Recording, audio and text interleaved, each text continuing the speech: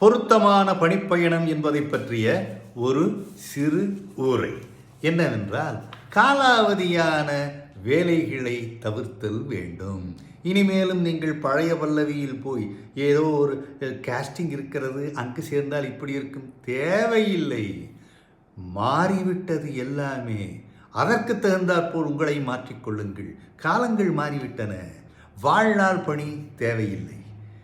எந்த இடத்தில் எவ்வளவு நாள் இருக்கிறீர்களோ அந்த இடத்தில் அதை சரியான முறையில் செய்வதுதான் மதியூகம். அதை செய்யுங்கள். உங்கள் பணி பற்றிய குறிப்பு ஒவ்வொரு பணி பற்றியும் குறிப்பிட வேண்டும். நீங்கள் ஒருவருக்கு ஒரு கடிதம் அனுப்புகிறீர்கள், ஒரு விண்ணப்பம் அனுப்புகிறீர்கள், என்ன பணி செய்தீர்கள், எத்தனை நாள் எதை செய்தீர்கள் என்ற விவரம் இருந்தால், இவ்வளவு நாள் இதில் செய்திருக்கிறாரே, நாம் எடுத்துக்கொள்ளலாமே என்ற ஒரு எண்ணம் வரும். இல்லையே, செய்திருக்கிறாரா, சந்தோஷம், எதையோ செய்திருக்கிறார் என்று விட்டு விடுவார்கள். அதற்கு நீங்கள் ஏன் ஒத்துழைக்க வேண்டும் அவர்களுக்கு?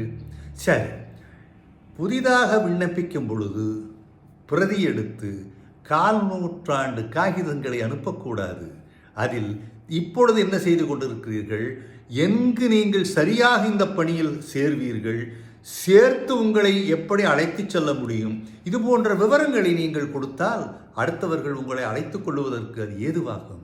வெறும் 10 பக்கங்கள் 15 பக்கங்கள் நான் அனுப்பிவிட்டேன், என்னை வேலைக்கு கூப்பிடவில்லை என்று சொன்னால் எதற்காக கூப்பிட வேண்டும்? நீங்கள் எதில் சிறப்பாக செய்தீர்கள், என்ன செய்கிறீர்கள் என்பதை ஏதாவது சொல்லியிருக்கிறீர்களா? அல்லவே. செய்த பணி புதிய பணிக்கு எவ்வாறு பயன்படும் என்பதை இணைக்கும் பாலமாக உங்கள் கடிதம் இருக்க வேண்டுமே தவிர this is to refer what I ஆம் அப்ளைங் என்று பிரயோஜனமே இல்லை. அதனால் அந்த 8 வரிகள் போதும், சரியாக எழுதுங்கள். உங்களுடைய நகர்வு முழுமை பெற்றதாக முடிவதற்கு அதுதான் சரியாக பொருந்தும்.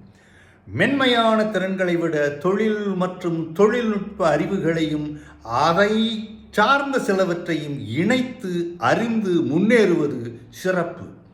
பாதுகாப்பான பாதையை தேர்ந்தெடுப்பது அறிவுடைமை.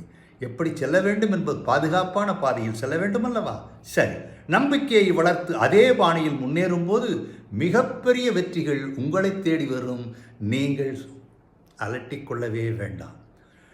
இந்த மாதிரியான வேலைகளுக்கு நான் செல்லுவதற்கு இப்படி இருக்க வேண்டும் என்று உங்களை நீங்கள் வகைப்படுத்தி கொண்டால் போதும். இதை செய்வதற்கு உங்களால் முடியும் அல்லவா? சரி, கதவை தட்டலாமா? மிகப்பெரிய வாய்ப்புகள் நம்முடைய கதவை தட்டுகின்றனவே, யாரோ கதவை தட்டலாமா என்றெல்லாம் பார்த்து கொண்டிருக்கும். கதவை தட்டும் பொழுது திறங்கள் கிடைப்பதை அடியுங்கள், எடுங்கள், அதில் நீங்கள் முன்னேறுங்கள்.